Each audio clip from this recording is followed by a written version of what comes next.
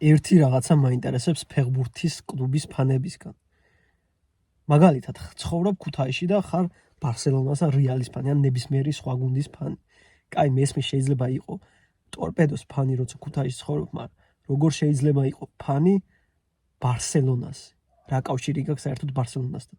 როცა არასდროს გინახავს მისი თამაშიც კი ლაივში.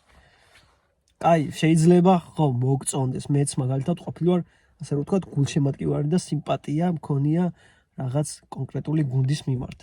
მაგალითად, ბარსელონას მიმართ როგორ არ უნდა ქონოდა, როცა მესი თამაშობდა, ხავი თამაშობდა, ინიესტა თამაშობდა, როგორ არ უნდა ქონოდა სიმპათია.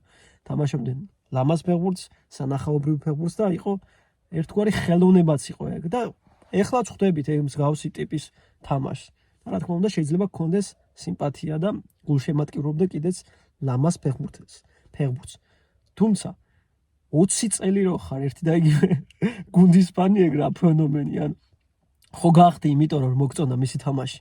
გავიდა წლები, შეიცვალა ფეხბურთელი, შეიცვალა ყველა ფეხბურთელი, სტაფით შეიცვალა, მწვრთნელი შეიცვალა და რისი ფანი დარჩი ლოგოს ფანი და იმის სახელის ფანი, მით უმეტეს არანაირი კავშირი არ აქვს ქვეყნის მეორე მხარეს ცხოვრობენ ეგ ფეხბურთელები, ვისი გუნდის ფანიც ხარ.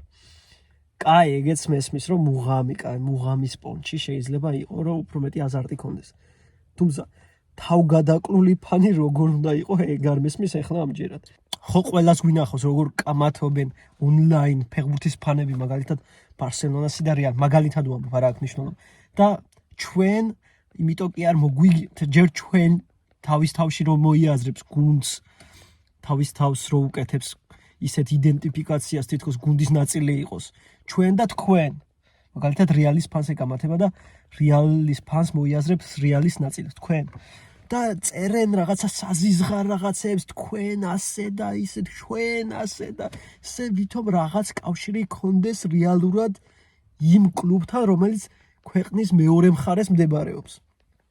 ჯერ როგორ უნდა ქონდეს ადამიანს, კაცს მით უმეტეს მსგავსი ემოციური ადგილი შენ თავში, რომ ამ ხელა ემოციები დაუთმო რაღაცა კლუბს, რომელიც არის რეალურად ბიზნესი. და ფეხებზე კიდია რეალს შენი არსებობა როგორც ფანის. საქართველოში მყოფი ჯუნბერი ფეხებზე არ კიდია. ისინი აკეთებენ ფულს, მილიარდებს შეულობენ.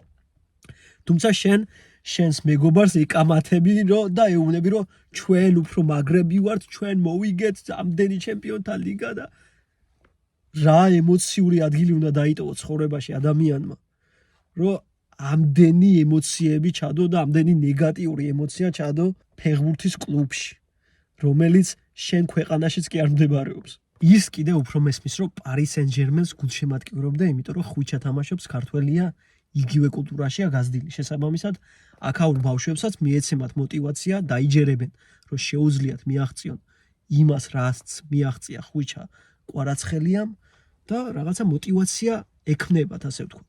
და მოქმედებს პირდაპირ თუ ირიბად. თუმცა, წარმოიდგინე, თამაშობს ახლა პარის სენ-ჟერმენი და მანჩესტერ იუნაიტედი ჩემპიონთა ლიგის ფინალში. დიდი ალბათობით მანჩესტერ იუნაიტედის ფანები დაიბდღნიან ყველაფერს და იტყვიან, რომ დაწერენ კიდეც თამამად, რომ არ მაინტერესებს ხვიჩა, მანჩესტერის ფანი ვარ 20 წელია. რატო ხარ 20 წელია მანჩესტერის ფანი? ისეთი არაფერი, მე ვყოფილი ვარ მანჩესტერის ფანი, როცა ვან პერსი თამაშობდა, იმიტომ რომ ვან პერსის ლამაზი გოლები მევასებოდა, მაგრამ რატო უნდა დავრჩენილიყავი მანჩესტერის ფანად? საზიზღართ ფეხბურთს თამაშობდა, მაგის მერე რატო უნდა ყოფილიყავი მანჩესტერის ფანი? ან რა ემოციური და რა სულიერი კავშირი მქონდა მანჩესტერთან? ეგრე არიან, რომ სულიერი კავშირი აქვთ თითქოს ფეხბურთის კლუბთან, რომელიც მდებარეობს ქვეყნის დასალიერში და არანაირი რეალური კავშირი არ აქვთ მაგასთან. როგორ უნდა იყოს კლუბი შენი soulmate? ეგრე არიან ბიჭები და კაცები, რატომ ხარ არ ვიცი.